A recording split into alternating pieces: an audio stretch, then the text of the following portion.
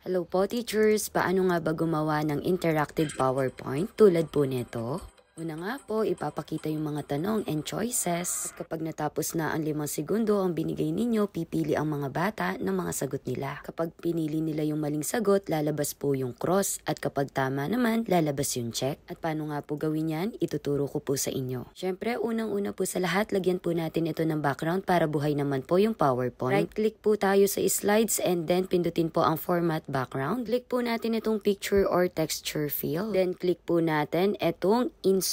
At dito nga po, mag-i-insert na kayo ng pictures at syempre po kailangan nakapag-download na kayo ng background na gusto ninyo. At ito nga po yung napili nating background. At kung gusto nyo nga po, kada new slide ninyo, ito na lahat pare-pares na ang background, i-apply to all nyo lang po. Kung mapapansin nyo kanina, itong example ko, iba yung background niya, pero ngayon, naka-apply to all, kaya pare-pares na po ang background. At ngayon nga po, umpisahan na natin, ika-copy-paste ko na lang po itong mga tanong para hindi na po ako mag-type. So, maglalagay lang po kayo dyan ng mga text box para sa questions and choices po. Ulitin ko po, pagkalagay ng background, ilagay nyo po yung mga tanong at choices po. Susunod naman pong ilalagay natin itong mga cross and check na gagamitin natin para malaman ng mga bata kung tama o mali po sila. Susunod naman po, punta po tayo dito sa may selection pane. Makikita nga po yan dito sa may shapes format. Ang gagawin lang po natin dito ay lalagyan natin ng pangalan ang bawat tanong or choices tsaka yung mga cross and check. Halimbawa nga po, itong question, lalagyan po natin ng pangalan na question. Mas maganda po na lagyan natin sila ng mga pangalan para mas madali natin silang ma-identify.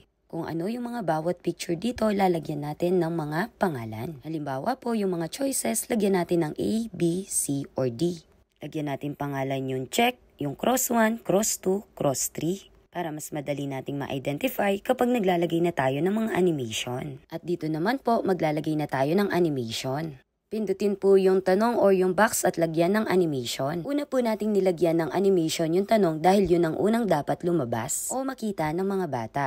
At ang susunod naman nga, itong mga choices naman po. Click control and pindutin nyo lang po itong mga choices kung gusto nyo po sabay-sabay ang paglabas. Pero kung gusto nyo naman po isa-isa nyong ipapakita ang mga choices, maaari naman po at pindutin lang po isa-isa. At dahil dapat mauna ang letter A, pipindutin na muna po ang A and then click po ng animation kung ano man ang gusto ninyo. Susunod naman po ang letter B hanggang letter D. Ngayon naman po ang tanong, paano po ba lalabas o ipapakita na itong mga cross and check? Tandaan, pindutin na muna po itong check at piliin po ang animation at pumili nung kung anong gusto nyo pong animation. Next po, pindutin po ang trigger. Then, i-click nyo po yung on-click. Dahil ang ine-edit po natin ay check, ibig sabihin ang tamang sagot ay ang letter A at hahanapin po natin dito sa selection yung letter A po. At once na pinindot nila yung letter A, lalabas po yung check. Sa susunod na cross naman po tayo, ulit lagyan po natin ito ng animation, then trigger, on click. At dahil nakatapat ito sa letter B, pindutin lang po yung letter B. Cross 2 tayo, animation ulit, trigger, on click, nasa letter C na po tayo. Pindutin po natin yung cross 3, animation, then trigger, on click po tayo, letter D dahil dun po nakaharap.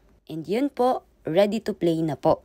Napakahalaga po ng animation dahil dyan unang lalabas po ang question and then choices po. Dito nga po kahit anong pindutin ng mga bata sa mga choices okay lang po dahil lalabas nga kung X or check. Pero syempre po mas maganda kung may timer po tayo. Yung timer po pwede kayo mag-download sa YT and mag-i-insert lang po kayo ng video. Pero sa ginawa ko pong ito dahil meron na po akong timer, kinapi-paste ko na lang po. At ang timer po, lagyan din po natin ito ng animation. Dahil kapag hindi po natin to linagyan ng animation, una pong lalabas agad yung timer. Dahil unang lalabas po, ipapakita yung questions and then choices at yung timer. Makikita nyo naman po sa animation pane kung pang ilan po siya na ipapakita or lalabas sa PowerPoint. Subukan po nating muli with timer na.